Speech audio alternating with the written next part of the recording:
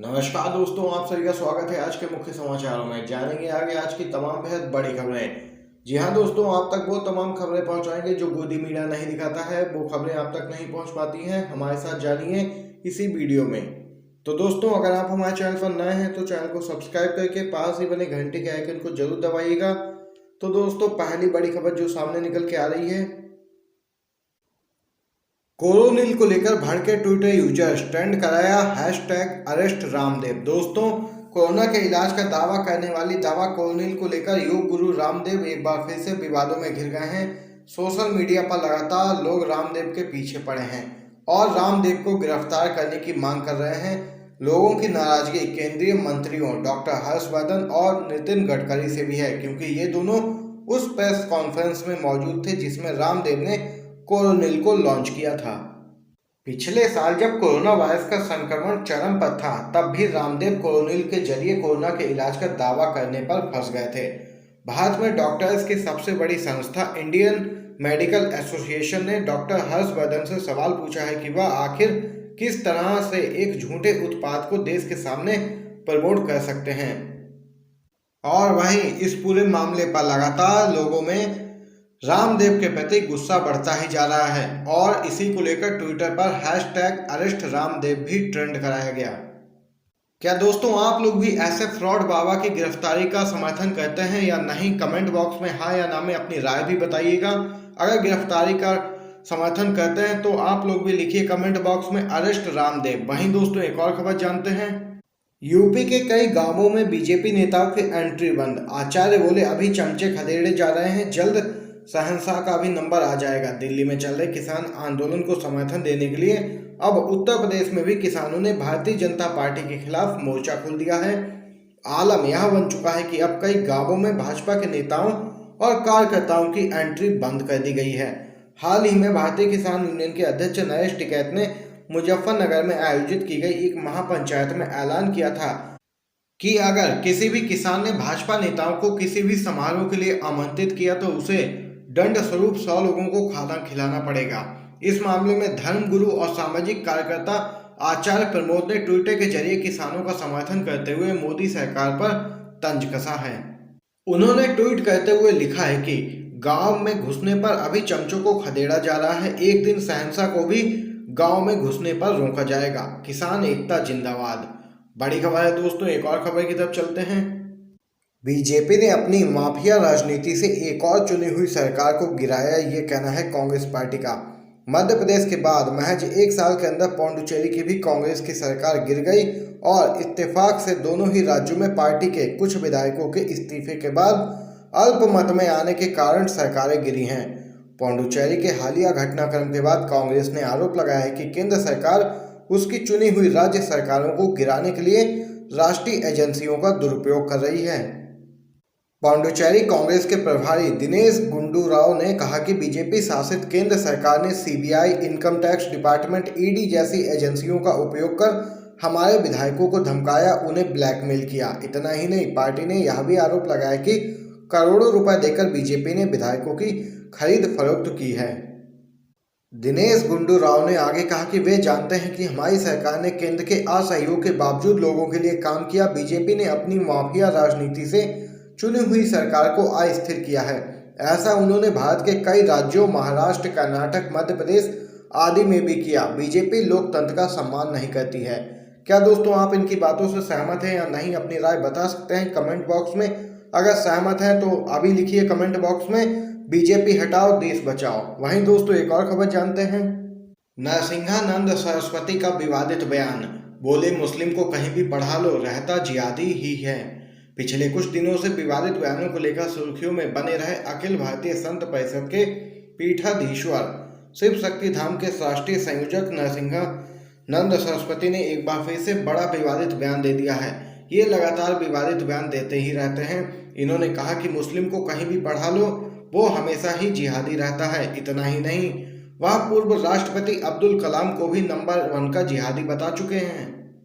बता दें कि नरसिंहानंद सरस्वती ने आरोप लगाया कि पाकिस्तान को एटम बम के फार्मूले अब्दुल कलाम ने ही दिए। सारे प्रोटोकॉल को तोड़कर अफजल गुरु और उसकी मां से अब्दुल कलाम ने भेंट की थी।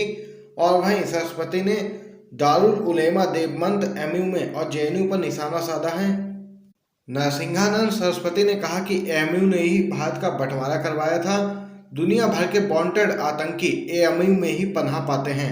इतना ही नहीं, उन्होंने कहा कि 2029 तक भारत का प्रधानमंत्री भी मुस्लिम होगा। तो देख सकते हैं दोस्तों, ये बड़ा विवादित बयान सामने निकल के आया है नरसिंहानंद सरस्वती का। अगर आप लोग भी ऐसे लोगों के बयानों का जबरदस्त तरीके से विरोध करते हैं और हिंदू मुस्लिम एकता का समर्थन करते हैं तो अभी वीडियो को लाइक करके अपना समर्थन भी दर्ज करवाइए दोस्तों। इसी के साथ अगली खबर की तरफ चलते हैं।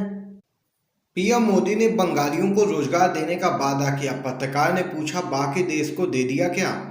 भारतीय जनता पार्टी ने लगातार यहां पर पश्चिम बंगाल में ममता बनर्जी के किले में सेंध लगाने के लिए एड़ी चोटी का जोर लगा दिया है। जहां पार्टी राज्य की सभी विधानसभा सीटों पर रथ यात्रा निकालकर ध्रुवीकरण करना चाहती है, वहीं पार्टी की ओर से वोटरों को लुभाने के लिए बड़े बड़े वादे भी किए जा रहे हैं। ये लुभावने वादे कोई और नहीं बल्कि हमेशा की तरह से ही प्रधानमंत्री मोदी कर रहे हैं। प्रधानमंत्री बंगाल की जनता से वादा कर रहे हैं कि अगर राज्य में बीजेपी की सरकार बनती है तो यहाँ रोजगार की कमी नहीं होगी। पीएम मोदी ने बंगाल में लोगों को रोजगार देने का वादा ऐसे समय किया है जब देश भर के नौजवान पीएम से रोजगार की मांग कर रहे हैं। ट्विटर पर 2 दिन पहले ही मोदी रोजगार दो हैशटैग ट्रेंड कर रहा था। इस हैशटैग के साथ 2 मिलियन से भी ज्यादा लोगों ने ट्वीट कर प्रधानमंत्री मोदी से रोजगार मांगा था। पीएम मोदी ने हुगली की जनसभा में जिस तरीके से बंगालियों को रोजगार देने का वादा किया है उससे ये प्रतीत होता है कि उन्होंने देश भर के नौजवानों को रोजगार देने का जो वादा किया था उसे पूरा कर दिया है। लेकिन आंकड़े कुछ और ही बताते हैं। आंकड़ों पर नजर डालें तो पीएम मोदी के शासनकाल में बेरोजगारी तेजी से बढ़ी है। बेरोजगारी दर 45 साल के उच्चतम स्तर पर पहुंच गई है। बेहद बड़ी खबर दोस्तों निकल के आई है सामने। एक और खबर जानते हैं। योग गुरु होने का दावा करने वाले रामदेव को लगा है बड़ा झटका। कोरोनिल महाराष्ट्र में नहीं बिकेगी। पतंजलि की कथित कोरोना दवा पर सरकार ने लगाई रोक। बाबा रामदेव की पतंजलि योगपीठ द्वारा निर्मित कोरोना की कथित दवा कोरोनिल को लेकर विवाद लगातार बढ़ता ही जा रहा है। इंडियन मेडिकल एसोसिएशन के सवाल उठाने के अगले दिन ही महाराष्ट्र में कोरोनिल की बिक्री पर रोक लगा दी गई है। महाराष्ट्र के गृह मंत्री अनिल देशमुख ने इसकी जानकारी दी है। अनिल देशमुख ने कहा कि किसी सक्षम स्वास्थ्य संगठन जैसे WHO या फिर IMA से मिले उचित प्रमाण पत्र के बिना कोरोनिल को महाराष्ट्र में बिक्री की अनुमति नहीं दी जाएगी। देख सकते हैं रामदेव को जोरदार झटका लगा है महाराष्ट्र सरकार से। एक और खबर जानते हैं दोस्तों। राहुल गांधी बोले, आजाद भारत में पहली बार चुनाव जीतने का मतलब है चुनाव हारना। केरल विधानसभा चुनाव से पहले कांग्रेस नेता राहुल गांधी ने मल्लपुरम में एक कार्यक्रम को संबोधित किया। केंद्र की नरेंद्र मोदी सरकार पर निशाना साधते हुए राहुल गांधी ने कहा कि केंद्र सरकार एक के बाद एक चुनी हुई सरकारों को गिराती है। उन्होंने कहा कि आजादी के बाद भारत में पहली बार चुनाव जीतने का मतलब चुनाव हारना है और चुनाव हारने का मतलब चुनाव जीतना है। दरअसल बीते दिन पौंडुचेरी में कांग्रेस और डीएमके गठबंधन की सरकार गिर गई थी और इसका आरोप भी बीजेपी पर ही लगा है।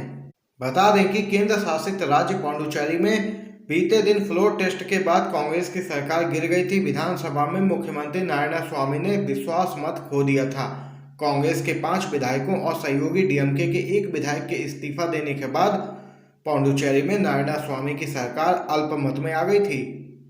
राहुल गांधी ने कहा कि पहली बार दिल्ली में एक सरकार यानी कि केंद्र सरकार ऐसी है जो अपनी इच्छा और ताकत न्यायपालिका पर थोप रही है। सरकार न्यायपालिका को वो नहीं करने दे रही है जो उसे करना चाहिए, और ऐसा सिर्फ न्यायपालिका के साथ ही नहीं है, वो हमें लोकसभा और राज्यसभा में चर्चा भी नहीं करने देते।